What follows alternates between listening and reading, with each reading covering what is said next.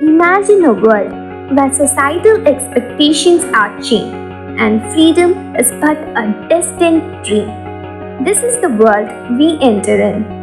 Hello everyone, this is a one-shot section on the play The Escape or A Leap for Freedom written by William Wells Brown. Act 3, Scene 3. The setting of the scene takes place in the kitchen where the slaves are at work. Before we go ahead into the plot, let's explore the characters of this scene. This scene depicts a conversation between characters named Cato, Hannah, Dolly, and Susan, a group of slaves owned by Mrs. Gates. The scene is set in a historical context during the time of slavery in United States. The scene begins with Hannah's entry in the kitchen where she expresses her unwillingness to marry Cato and pleased with him to tell Mrs. Gaines that he doesn't want her. She cites her recent loss for her loved one, Sammy. As a reason, she cannot love Cato.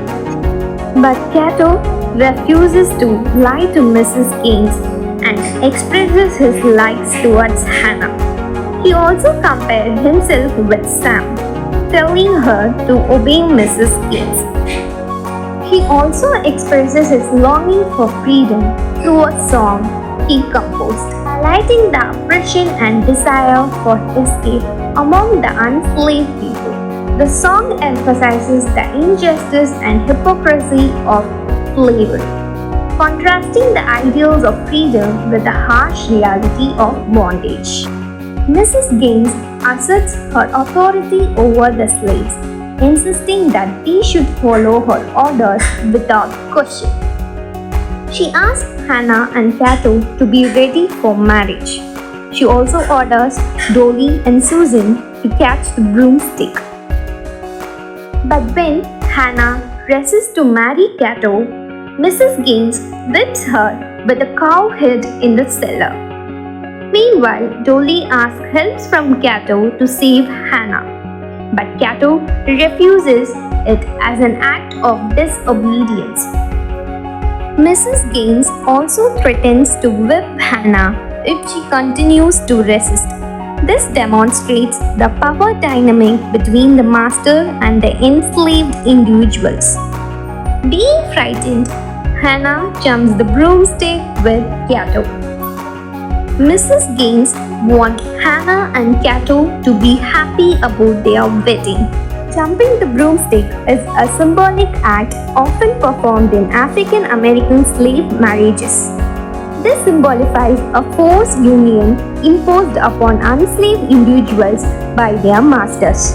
It represents a mockery of traditional marriage ceremonies and underscores the lack of autonomy and dignity afforded to enslaved individuals in matters of personal relationships. Mrs. Gaines also wants Cato and Hannah to be happy about their wedding. Meanwhile, Dolly's voice also conveys a sense of frustration and indignation towards Cato and Mrs. Gaines, highlighting the injustice faced by enslaved individuals. This shows her refusal and overcases the dehumanization system of slavery. This scene intertwines the themes of love and freedom, overcasing the struggle of enslaved individuals to maintain their dignity and personal autonomy in the face of oppressive conditions.